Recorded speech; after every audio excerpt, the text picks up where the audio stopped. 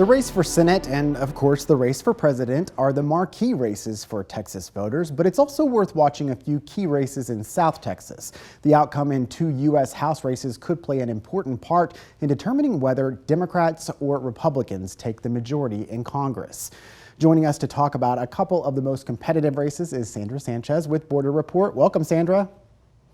Hi, thanks for having me. So let's begin by discussing the race for the 15th Congressional District. The boundaries stretch from east of San Antonio south to McAllen. There's a rematch happening from the 2022 midterm election. Talk to us about the leading candidates there.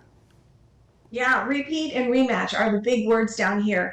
Exactly. Congressional District 15 is huge. It's over 4 hours if you were to drive it from south to north.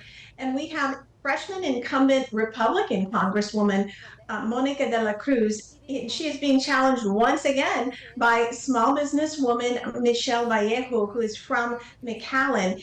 Michelle's family operates a pulga or flea market down here. She's very well known, and she lost in 2022 by about 8 points. And she is challenging Monica once again, de la Cruz, for the seat. You know, we covered this whole race back in 2022 when De La Cruz won. What changed this time around for the candidates? Yeah, this actually, there has been redistricting that happened. It's very interesting. In this district in 2020, Biden won by 1.9%, but the Texas legislature changed the course of this district, which caused a congressman to bump to the next district. We'll talk about that in a minute. But had this district been in this way, marked this way in 2020, Trump would have actually won the district by 2.8%. So the district leans more conservative, and Congresswoman de la Cruz has a stronghold definitely to the north of where I am in the ranchlands of Brooks County and those counties heading north to Atascosa, and she's very popular there. Michelle Vallejo, her base had been here in McAllen in South Texas, but this summer she kind of changed her tactics. She went a little bit more center right in discussing issues regarding the border and border security. You know, there's another rematch happening in the race for the 34th Congressional District, as you alluded to earlier, which is also in South Texas. Democrat Vicente Gonzalez is defending his seat against former Republican Congresswoman Maya Flores. What issues are at play in that race?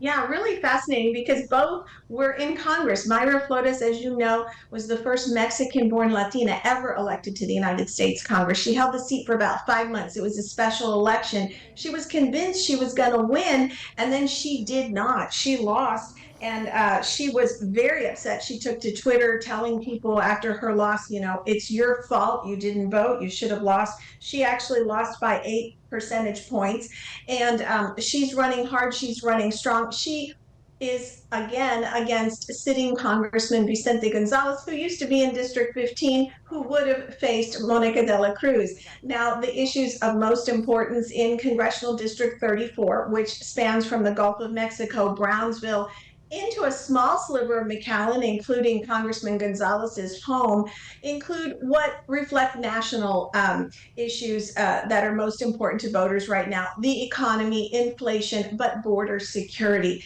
Mayra Flores is the wife of a Border Patrol agent. She is very pro-law enforcement. She is backed by President Trump. She says she believes in deportations, and she believes in stricter asylum regulations and border policies. She would vote to re-implement the Remain in Mexico policy, for instance, the Migrant Protection Protocols policy that required migrants to stay south of the border.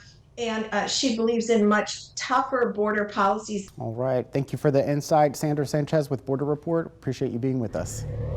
A bipartisan group of lawmakers makes new moves to save the life of a death row inmate. But this case is now raising questions that go beyond guilt or innocence and fueling conflict at the Capitol. After a deadly car crash into an Austin emergency room, there's new work to save lives. See how our investigation is prompting a Texas senator to take a look at changing policies across the state.